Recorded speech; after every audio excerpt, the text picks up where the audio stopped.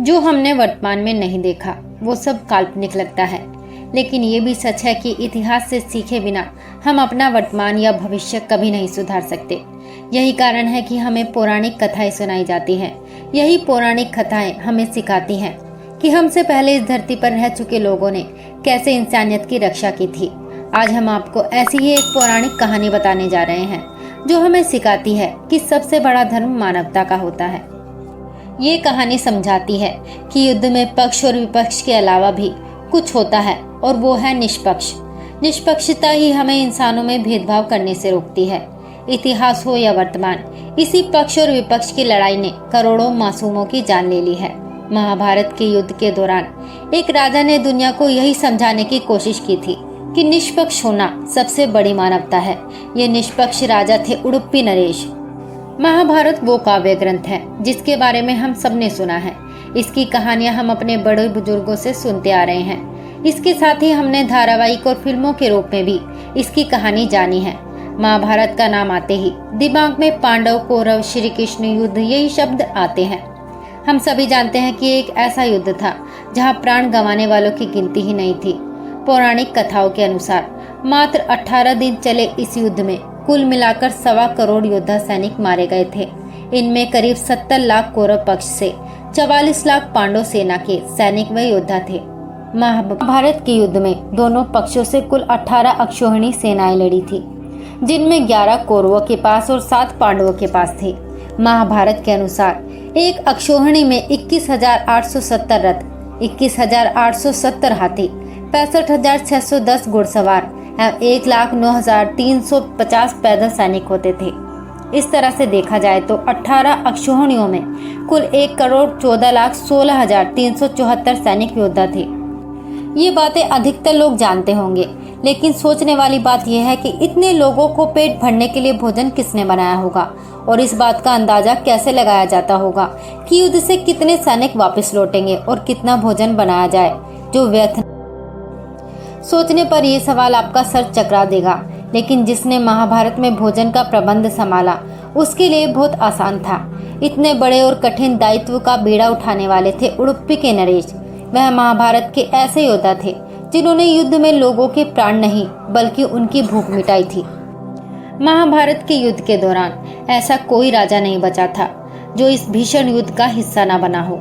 यहाँ तक कि रानियों ने भी अपने स्तर से इस युद्ध में शामिल हुई थी।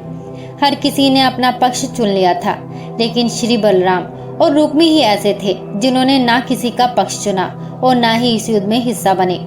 इन दोनों के अलावा एक राज्य और ऐसा था जो कई प्रयासों के बावजूद युद्ध का हिस्सा नहीं बना।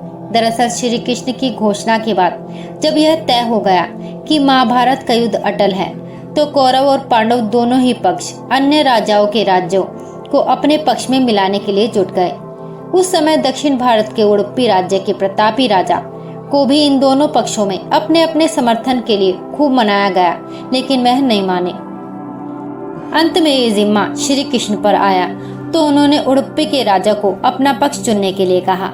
ऐसे में राजा ने श्री कृष्ण से कहा, हे श्री कृष्ण, यहाँ सभी युद्ध के लिए व्याकुल हैं, लेकिन किसी के मन में ये विचार नहीं आया कि दोनों ओर से उपस्थित इतनी विशाल सेना के भोजन का प्रबंध कैसे होगा। श्री कृष्ण को भी उनकी सोच अच्छी लगी।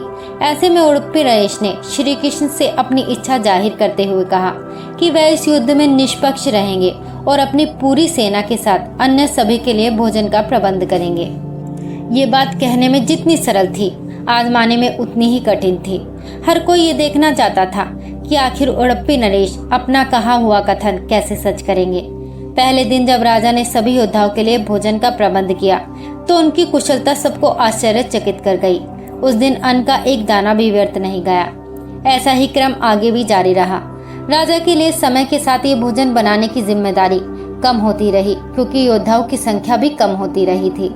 सबके लिए ये बात हैरान करने वाली थी कि राजा कैसे उतने ही योद्धाओं के लिए खाना बनाते थे जो युद्ध से जीवित लौटाते थे। उन्हें मारे गए सैनिकों का इतना सटीक अंदाजा कैसे लग जाता था, ये सवाल सभी को विचलित कर रहा था।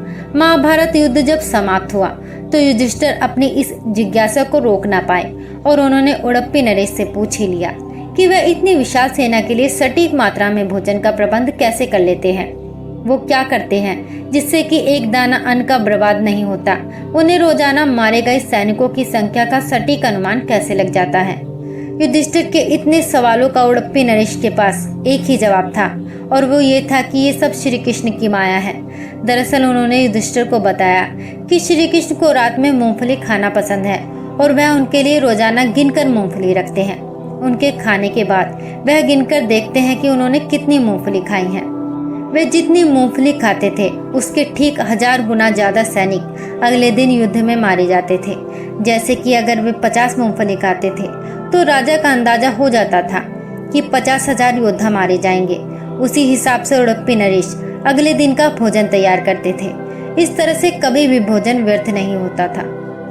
इसी तरह के महाभारत के और भी कई रहस्य हैं। ऐसी ही जानकारी से जुड़ा रहने के लिए चैनल को अभी सब्सक्राइब करें। अगर वीडियो अच्छी लगी हो तो लाइक जरूर करें। अब हम मिलेंगे आपको अपने अगले वीडियो में। तब तक अपना ख्याल रखें। जय श्री कृष्णा।